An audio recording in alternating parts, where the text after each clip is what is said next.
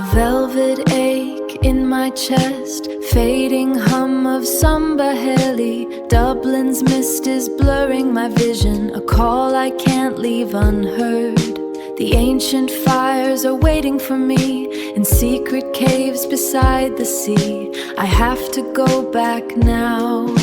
I have to go back now. MSP Ági7. Part 1. Prologue. Who's Red Doll? Music narrated Materi. Title: Red Doll in Dublin. The rain lashed against the windows of the small Dublin flat, but inside, Christine felt none of the cold. She sat at her desk, staring at a small, red doll for children. To anyone else, it was a trinket. To Christine, it was a tether. For weeks, an inexplicable, rhythmic ache had pulsated in her chest, a phantom heartbeat that wasn't hers.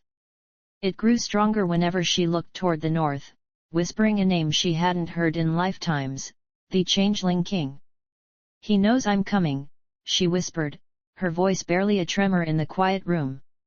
Christine wasn't just a woman living in a quiet apartment. She was a shifter, a member of an ancient, hidden lineage that moved through the shadows of human history. The red doll on her desk was not a toy, but a prison. It contained the essence of a rival shifter, a thief named Elias, trapped in ceramic and fabric for his betrayal centuries ago.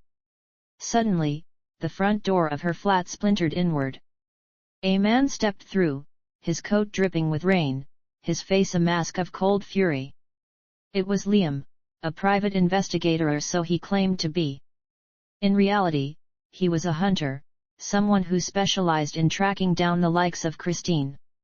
"Hand it over, Christine," Liam demanded, his hand hovering near his jacket pocket where the cold steel of a dampening blade rested. "The king wants his prize back." Christine didn't flinch. She placed her hand over the doll. "You don't understand what he'll do if he gets this, Liam. The chaos, the shifting reality. I don't care about the politics of your kind," he spat. Before Liam could draw his weapon, Christine acted. With a sharp, incantation-laced breath, she began to shift. The air in the room shimmered, refracting light like a prism. Her form didn't just change into a magical squirrel, it dissolved. She became a swirling mist of shadow and smoke, blending into the dark corners of the room. Liam lunged, striking at the air, but he hit nothing. The doll, however, began to glow with a sickly, ethereal light. "The doll!" he roared, grabbing for it. As his fingers brushed the ceramic, he gasped. He felt his own skin begin to prickle and change. The curse of the doll wasn't just imprisonment, it was transmission. By touching the conduit of the trap, he was becoming the vessel. As Liam's features began to blur and reform into something else, the shadows in the corner coalesced back into Christine.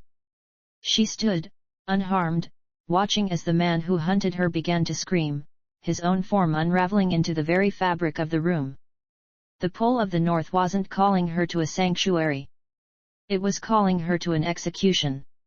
She grabbed the newly trapped, doll-like figure that had been Liam, turned toward the window, and prepared to leave Dublin forever. The crime wasn't the theft of the essence, it was the fact that she had been the one to decide who stayed in the cage. Christine felt calm. Pythia had warned to the dangerous attacks. The Snake of Paris was her mentor. And she was not alone, her sisters waited for her. She knew she would return from time, but her place was among her magical siblings.